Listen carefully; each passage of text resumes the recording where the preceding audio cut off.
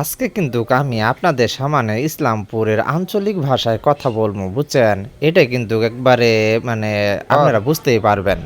এটা হলো ময়মনসিংহ বিভাগের জামালপুর জেলার ইসলামপুর উপজেলার একটা জায়গা। আপনারা না দেখলে পরে বিশ্বাসই করতে পারবেন না যে এটা ইসলামপুরের ভিতরে এত সুন্দর একটা জায়গা আছে। আসলেও আমার কথা হলো যে ইসলামপুরের যে এত সুন্দর একটা জায়গা আছে এটা অনেকে জানেই না।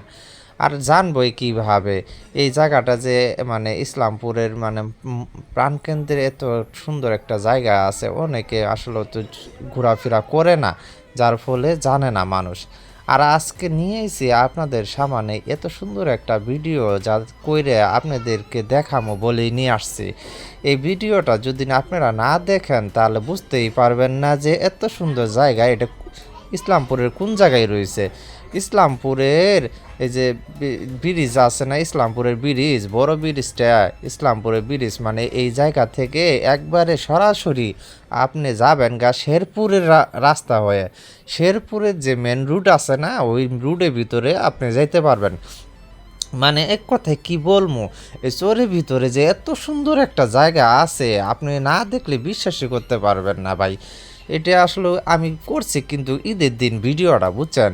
ভিডিওটা করার পরে আমার মনে হইলো যে এত সুন্দর জায়গাটা মানুষ কেনে আসে না এই জায়গায়।